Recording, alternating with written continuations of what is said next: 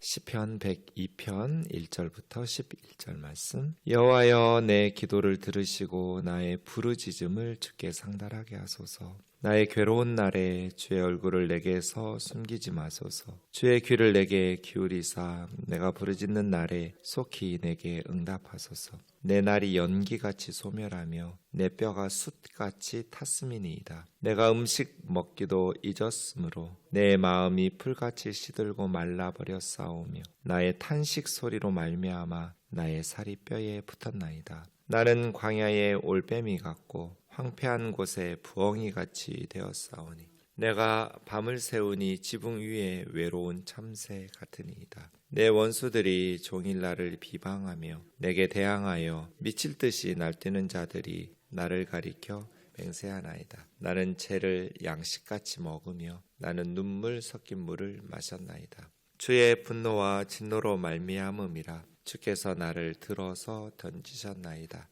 내 날이 기울어지는 그림자 같고 내가 풀에 시들어짐 같으니이다. 아멘. 시편 102편은 좀 독특한 구조로 되어 있습니다. 세 부분으로 이루어져 있는데 오늘 우리가 읽었던 1절에서 11절까지는 나 해서 개인적인 슬픔의 노래를 애가라고 부르거든요. 개인 애가입니다. 그런데 12절부터 이제 내일 말씀 보시면 12절부터 22절까지는 나 개인의 애가가 아니라 시온, 예루살렘의 공동체적 시온의 어떤 미래를 전망하는데 좀 밝게 전망해요. 그리고 다시 23절에서 28절까지는 개인의 시예요. 나에서 개인인 시인, 그리고 시온이라는 공동체, 그리고 다시 시인 개인의 노래로 돌아가는데 1절에서 11절하고 23절에서 28절까지 가운데 시온 부분을 빼면 시의 내용이 전혀 달라요. 그래서 1절에서 11절까지는 시편 중에서 이렇게 절망적이고 이렇게 고통스러운 시가 또 있을까 싶을 만큼, 왜 보통 정말 힘들어도 하나님 앞에 부르짖으면서 하나님 용서해 주세요, 고쳐 주세요, 회복시켜 주세요, 이런 간구를 하잖아요. 이것조차 없어요. 1절에서 11절은 절망적인 이 시의 표제어에 보시면 고난당하는 자가 마음이 상하여 그의 근심을 여호와 앞에 토로하는 기도, 이렇게 설명이 붙어 있어요.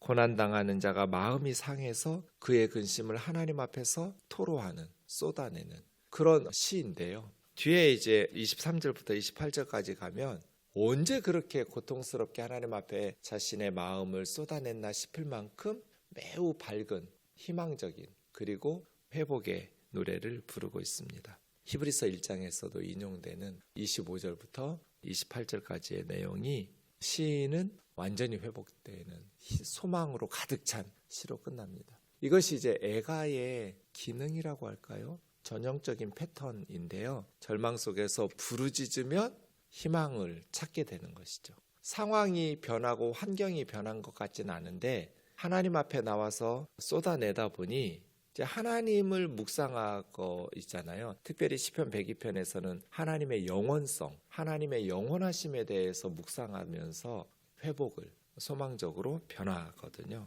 그럼 왜 12절에서 22절까지는 시온에 대해서 이야기했을까? 알 수는 없지만 아마도 자신의 처지가 절망적인 상황이 시온 같다고 느꼈던 것 같아요. 하지만 시온이 하나님의 은혜로 밝은 미래에는 희망적으로 변할 것이다. 그렇게 이야기하면서 이제 개인의 회복에 대한 소망의 빛을 노래하면서 끝납니다. 그래서 절망적인 상황 속에서 하나님 앞에 자신의 근심과 마음을 쏟아내고 나니까 이제 소망의 상황, 그리고 개인의 회복뿐 아니라 시온의 회복, 공동체의 회복까지 바라보면서 믿음이죠.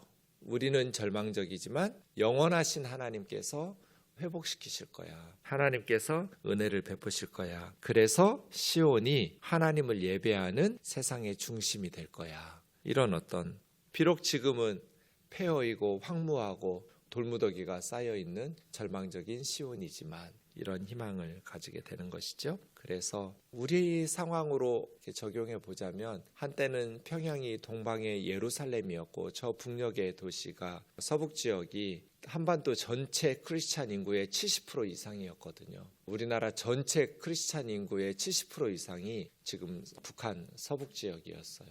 대부흥운동이 원산에서 1903년에 일어났고 엄청난 부흥운동이 평양에서 1907년에 일어났고 그런 어떤 부흥을 경험했고 하나님을 뜨겁게 섬겼던 저 북녘이 지금은 세상에서 가장 예수님 믿기 힘든 기독교 박해 지수 1위, 압도적인 1위를 해마다 계속해서 유지하고 있는 세상에서 가장 예수님 믿기 힘든 박해의 나라가 되어버린 이 상황이 지금은 12절에서 22절과 같이 폐허고 절망적이지만 그럼에도 불구하고 우리는 하나님을 바라보고 하나님 앞에 부르짖고 쏟아내면서 우리 개인의 회복뿐 아니라 공동체적 소망을 가지고 회복을 위해서 기도하며 희망해보는 그렇게 적용할 수도 있겠다 싶습니다. 오늘 앞부분 1절에서 11절 보겠습니다. 여호와여, 언제나 기도는 이렇게 시작하는 거죠. 내가 지금 누구에게 기도하는지 여호와여, 답답하니까 허공에다가 하소연하는 게 아니죠. 기도는 우리의 기도를 들으시는 여호와는 특별히 언약의 하나님이거든요. 모세에게 하나님께서 가르쳐 주신 우리 하나님이신 여호와, 내 기도를 들으시고 나의 부르짖음을 주께 상달하게 하소서. 도움을 요청하면서 하나님 앞에 부르짖고 있는 기도. 하나님, 저의 부르짖음에 응답해 주세요. 내 기도 좀 들어주세요. 이 부르짖음이 하나님 앞에 상달되게 해주세요.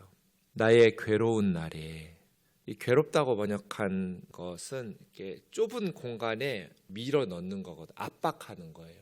그러니까 아마 괴롭다고 말한 게 우리나라 말로 표현하면 막 심장이 터져버릴 것 같은 답답한 그런 뜻이에요. 나의 괴로운 날에 하나님, 내가 심장이 터져 죽을 것 같다고, 너무 답답하다고, 너무 괴롭다고 주의 얼굴을 내게서 숨기지 마소서. 내가 지금 죽을 것 같은데 하나님의 얼굴까지 내게서 숨겨버리면 나는 어떻게 삽니까? 더 이상 견딜 수가 없잖아요. 그래서 괴로운 날 이 시인은 하나님의 얼굴을 구하고 하나님의 임재, 하나님의 은혜를 간구하는 거죠. 주님의 귀를 내게 기울이사 내가 부르짖는 날에 속히 내게 응답하소서. 왜 괴로운 일, 억울한 일 당하면 너무나 힘들고 어려울 때 하나님 멀리 계신 것처럼 느껴져서 더 힘들 때가 있잖아요. 하나님의 얼굴이 안 보이고 하나님께서 나를 버리신 것 같고, 이 시인은 하나님께서 들어서 던졌다고 생각하거든요. 10절 보시면 주께서 나를 들어서 던지셨나이다. 하나님께 버림받은, 그럼 왜 그렇게 고통스러운가? 3절에 왜냐하면 왜 내가 심장이 터져서 죽을 것 같이 답답하고 괴롭고 힘들고 그런가? 내 날이 연기같이 소멸하며, 내 날이라는 것은 자신의 삶이, 자신의 인생이 연기같이 소멸했다는 것은, 연기는 흔적도 없이 사라져버리잖아요. 처음에 굴뚝에서 나갈 때나 조금 뭐가 보이다가 그 다음에는 흔적도 없이 사라져버리는 연기처럼 내 인생이 연기 같다고. 내 뼈가 숯같이 탔음이니이다. 새카맣게 타버린 거예요. 숯과 연기를 보면서 나갔다고 느낀 거죠. 내 인생이 연기같이 사라지고 내 뼈는 숯과 같이 타버렸습니다. 그러니까 뜨거운 불덩이처럼 새카맣게 타버리는 그런 고통. 음식 먹기도 잊었으므로, 음식 먹기를 잊었다는 언제 먹었는지 기억이 나지 않을 만큼 오랫동안 먹지 못한 거죠.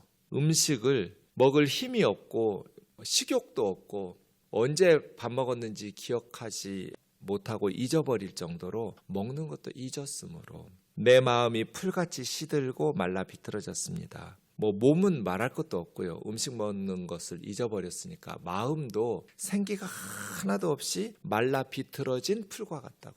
그러니까 안팎으로 힘이 하나도 없는 거죠. 먹는 걸 잊어버릴 정도로. 그럼 몸이 쇠약해지겠죠? 마음이라도 좀 힘이 나고 희망이 있고 해야 되는데 마음도 시들어 말라 비틀어진 풀과 같이 아무 힘이 없는 거예요. 나의 탄식 소리로 말미암아 나의 살이 뼈에 붙었나이다. 그냥 하루 종일 탄식하는 한숨만 내쉬면서 신음소리만 나는 거예요. 살이 뼈에 붙었다는 건 그냥 가죽이 뼈에 붙은 거죠. 살이 없는 거예요. 살이 아니라 가죽이라고 말해야 돼요. 내 가죽이, 몸 가죽이 뼈에 붙었습니다. 먹는 걸 잊었으니까 피골이 상접하겠죠. 그러니까 이 사람은 육체적으로도 지금 아파요. 먹을 수도 없고 또 심적으로도 근심과 고통 가운데 힘들어요. 그래서 그냥 가죽이 뼈에 붙어버렸고 속은 말라 비틀어졌고 뼈는 새카맣게 타버린 숯과 같고 그런 상황이에요. 그럼 옆에서 가족이나 친구들이나 교우들이나 누군가가 좀 격려해 주면 좋잖아요. 그런데 6, 7절 보시면 광야의 올빼미 같고 황폐한 곳에 부엉이 같이 되었사오며 내가 밤을 새우니 지붕 위에 외로운 참새 같습니다. 올빼미나 부엉이는 율법에 의하면 부정한 새들이에요. 그러니까 사람들이 자기를 부정한 나병에 걸린 환자처럼 그렇게 부정하게 여겨서 광야나 황폐한 곳은 7절에 있는 것처럼 외로운 곳이잖아요. 버려진. 그러니까 이렇게 절망적이고 육체적으로 또 심적으로 고통받고 있는데 사회적으로도 격리당하면서 사람들로부터도 멸시받고 있는 거예요.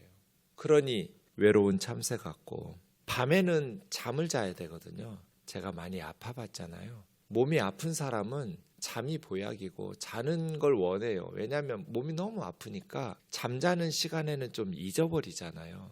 근데 이 사람은 자야 될 밤에도 잠을 못 자고 지새워요. 그러니까 얼마나 고통스러웠겠어요. 밤에라도 좀 잠을 자야 되는데 잠자는 동안에 근심도 좀 잊어버리고 몸도 좀 회복하면서 몸도 좀 쉬어야 되는데 괴로워서 잠을 못 자는 거예요. 자고 싶어도. 그래서 밤을 지새우는 거예요.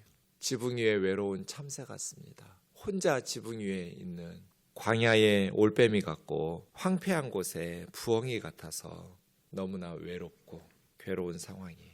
내 원수들이 종일 나를 비방하며 내게 대항하여. 그냥 외로운 참새처럼 무시당할 뿐 아니라 원수들은 적극적으로 비방을 해요. 근데 종일이에요. 종일. 하루 종일.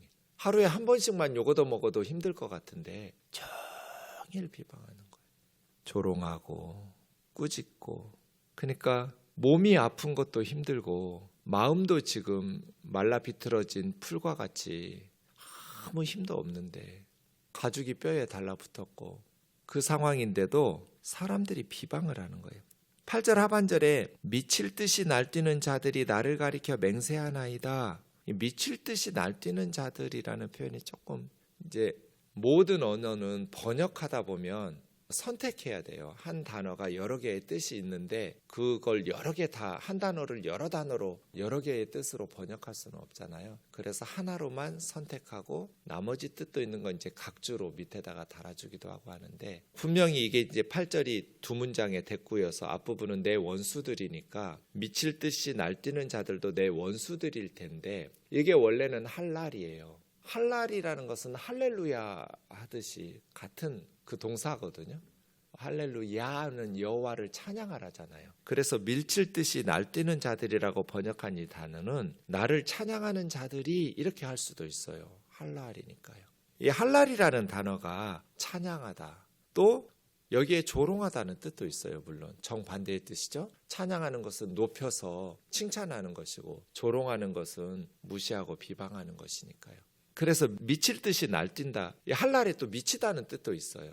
그러니까 좋아서 미치겠네 막 뭐 하여간 그런 여러 개의 뜻을 가지고 있는데 그래서 70인경 같으면 이전에는 나를 칭찬하던 자들이 이렇게 번역했어요. 예전에는 나를 칭찬하던 자들이 지금은 나를 가리켜 맹세하나이다. 이렇게 어떻게 번역할지 알 수 없지만 그래서 영어 성경 보면 번역의 내용들이 조금 차이가 날 수 있을 것 같아요. 번역자들은 이런 선택을 해야 될 수밖에 없어요. 어쨌든 원수들인데 그 원수들이 예전에는 나를 칭찬하던 잘 나갈 때는 나를 칭찬하고 높이고 함께 친하게 지냈던 그러한 동료들 또 이웃들, 친구들, 친척들 이런 뜻이겠죠. 그런데 지금은 원수가 돼 있다는 거잖아요. 나를 조롱하고 비방하고 나를 가리켜 맹세한다라는 건 무슨 뜻일까요? 이 시인이 지금 너무나 절망적인 상황이니까 사람들이 이 시인의 이름을 걸고 맹세하는 거예요. 10만 원만 빌려줘. 내가 10만 원 안 갚으면 그 사람처럼 될게. 이런 식으로 맹세하는 거죠. 얼마나 고통스럽게 살아가고 시인이 절망적인 상황에서 살면 사람들이 자기 이름을 걸고 맹세하고 저주할 만큼 내가 만약에 약속 안 지키면 그 사람처럼 저 사람처럼 저주를 받을게 이런 식으로 맹세한다는 거예요. 그러니 완전히 사회에서 쓰레기 취급당하는 거죠. 나는 쟤를 양식같이 먹으며 이제 이스라엘 사람들은 애통할 때 금식하면서 쟤를 머리에 뿌려가면서 제 위에 깔고 앉아서 그렇게 회개하고 기도하고 애통해 하거든요. 그러니까 쟤를 뿌려가지고 하니까 그냥 쟤가 내 입에 양식과 같이 입속으로 들어가는 거죠. 눈물 섞인 물을 마셨음이니이다. 계속 눈물이 흐르니까 그 눈물이 입 안으로 쟤와 함께 눈물이 들어가게 되는 거예요. 그러니까 자신이 지금 하나님의 징계 아래 있음을 깨닫고 쟤 위에 앉아서 쟤를 뿌려가면서 회개하고 쟤를 양식 삼고 눈물을 음료 삼아 살아가고 있는 거예요. 그 다음 10절 보시면 이런 시인의 고통이 시인은 하나님의 분노와 진노로 말미암았다고 생각하는 거예요. 이게 이제 성도들의 자세잖아요. 사람들과의 관계보다 먼저 하나님과의 관계 속에서 자신의 사건들을 해석하는 거죠. 남 탓하고 저 사람 때문이야가 아니라 내가 하나님 앞에서 바로 살지 못했기 때문이다. 하나님의 뜻이고 하나님의 섭니다 라고 본 거죠. 주께서 나를 들어서 던지셨나이다. 그러니까 하나님께 쓸모없는 쓰레기처럼 버림당한 느낌인 거죠. 하나님께서 나를 들어서 무가치하다고 집어 던졌다고 폐기물 처리하고 쓰레기 취급하신 거죠. 내 날이 기울어지는 그림자 같고 석양의 그림자처럼 기울어지면 이제 깜깜해지는 거죠. 밤이 되니까요. 일몰의 그림자처럼 순식간에 어두워지는 어둠에 삼키는 기울어지는 그림자 같아서 그래서 연기 같다고 느끼기도 하고 흔적도 없이 사라져버린 연기 같고 때로는 석양의 저녁에 어둠에 삼키는 기울어지는 그림자와 같이 그렇게 끝나버릴 것 같은 두려움이 있는 거죠. 내가 풀에 시들어짐 같습니다. 말씀드린 것처럼 이렇게 절망적이면 하나님 도와주세요. 하나님 내 질병 좀 고쳐주세요. 하나님 나 좀 회복해 주세요. 아니면 하나님 나 좀 천국으로 빨리 데려가 주세요. 이런 말이라도 해야 하잖아요. 없어요. 그리고 12절로 보면 시온 이야기예요. 황폐한 돌무더기, 열방의 쓰레기같이 버려진 예루살렘 시온.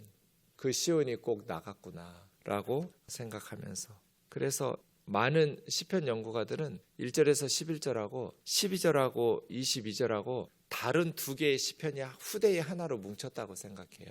그러나 그렇지 않아요. 시인은 자신의 고통과 시온의 파멸을 연결시켰어요.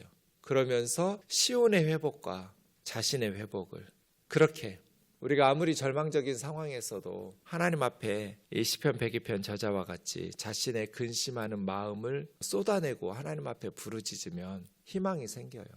23절에서 28절까지 되거든요.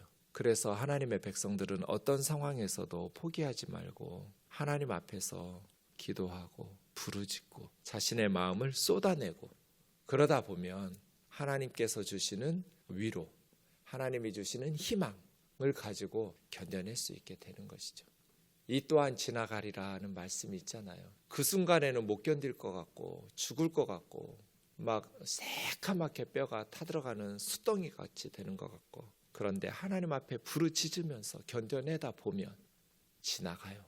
그래서 23절에서 28절에 희망에 왜냐하면 하나님의 영원하심에 하나님의 긍휼과 은혜와 자비하심에 확신이 생기기 시작하거든요. 기도하겠습니다. 존귀하신 하나님 아버지, 시온이 회복해야 될 이유는 시온뿐 아니라 이스라엘뿐 아니라 온 열방이 민족과 나라들이 하나님을 섬겨야 하기 때문입니다. 교회가 회복되어야 되는 이유는 교회만을 위해서가 아니라 믿지 않는 멸망으로 나아가는 저 온 열방의 세상 사람들이 교회를 통해서 하나님의 백성들을 통해서 하나님을 섬겨야 하기 때문입니다. 하나님, 그래서 우리는 절망적인 상황 속에서도 하나님 앞에 쏟아내고 부르짖고 우리의 마음을 토해냅니다. 그래서 그 절망적인 순간을 하나님의 은혜로 기도 가운데 견뎌내고 통과하게 됩니다. 저 북녘의 동포들이 절망적이고 한때는 동방의 예루살렘이라고 불리웠던 저곳이 지금은 지구상에서 가장 하나님을 믿기 힘든 압도적인 박해지수 1위의 국가가 된 지 오래되었지만 하나님의 은혜로 언젠가 저 땅이 다시 동방의 예루살렘으로 변할 줄 믿습니다. 소망 가운데 기도하며 하나님께서 우리를 긍휼히 여겨주시기만을 기도합니다. 존귀하신 하나님 아버지, 변함없으시고 영원하신 하나님 아버지, 우리를 불쌍히 여겨 주시옵소서. 예수님의 이름으로 기도하옵나이다. 아멘.